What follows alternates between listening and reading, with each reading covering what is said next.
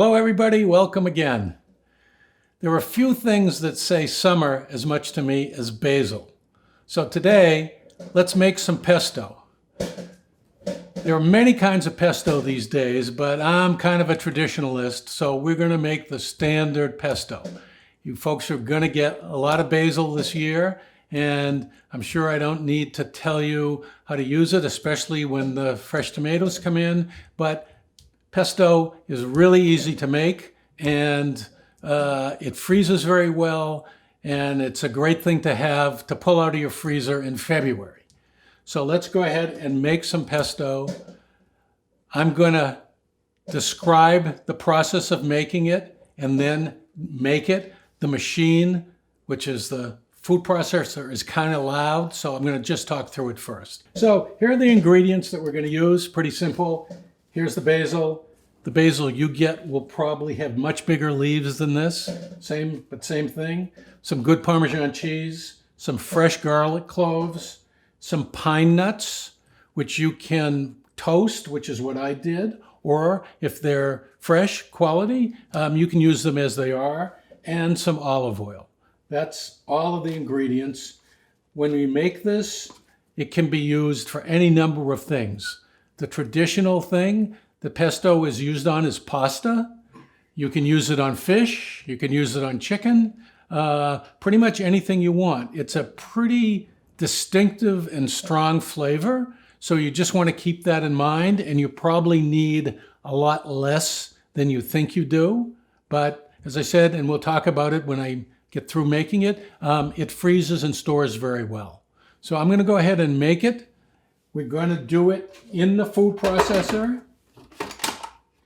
You can do this by hand. You could do this the old-fashioned way with a mortar and pestle, but it's a little bit cumbersome and time-consuming. So if you have a food processor, that's the way to go. It makes it so much easier. And we're going to drop in the cloves of garlic first and then the pine nuts so that they get pulverized to a degree. Then we simply put in the basil, incorporate that, and slowly start to drizzle in the olive oil until we get it the consistency we want. And then at the end, we'll put in some Parmesan cheese. So here we go.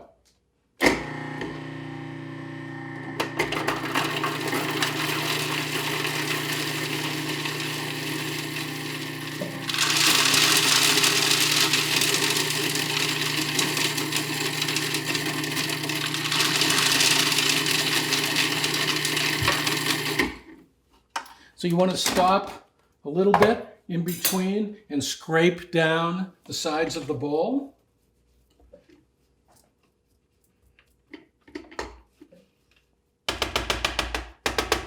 And as you may have noticed, I haven't given you any quantities for anything because there are none.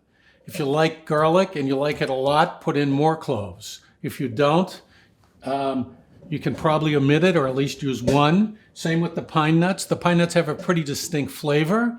You may like it a lot, you may not. You make a decision how much you use. So we scrape this down.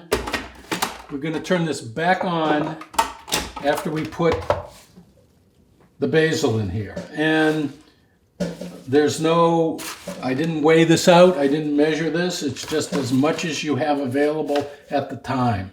So we'll turn this on and we'll start to pulse this to break up the basil.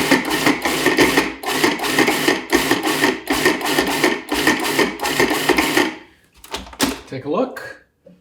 Okay, now it's pretty well pulverized, and now with the motor running, we're just going to start to add olive oil.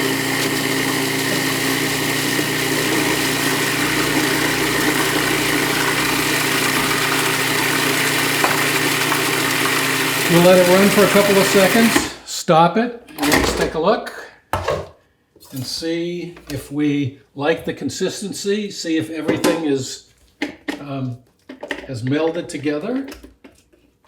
And I think that's pretty good. There's a few leaves that still need, we might as well use it all because it is so good.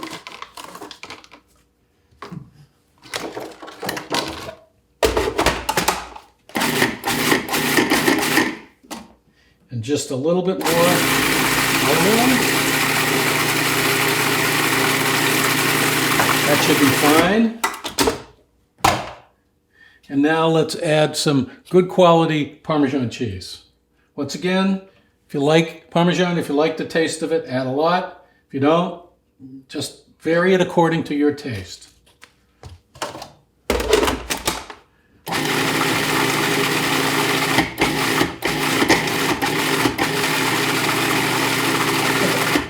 And I think that's how you make pesto.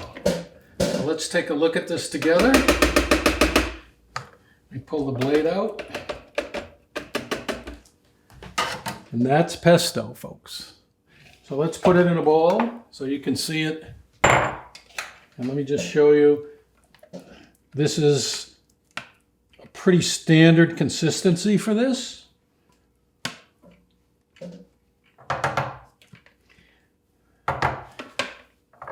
And there's pesto. I wish you were here in my kitchen to smell this because it smells like summer.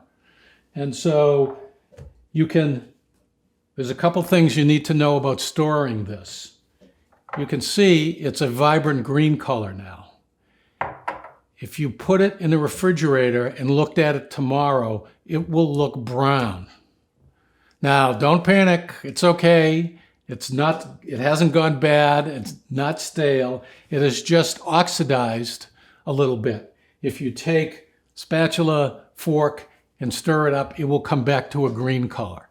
If that really bothers you, you can float a small amount of olive oil over the surface, and that will help prevent the oxidation. The other thing is, as I said earlier, it's very easy to freeze this. A kind of cool trick is to freeze it in an ice cube tray. So you have little blocks of pesto. Take 1 or 2 out in February, cook up a little pasta, and that is a summer meal in February. I have a system of vacuum pressing meats and vegetables, and so you could put this in a Ziploc bag. You could vacuum pack it, but you could also put it just in a Ziploc bag, put it flat in the freezer. It freezes very well, and it lasts for a really long time. So enjoy the pesto at any time, but especially next February. I'll see you next time. Bye.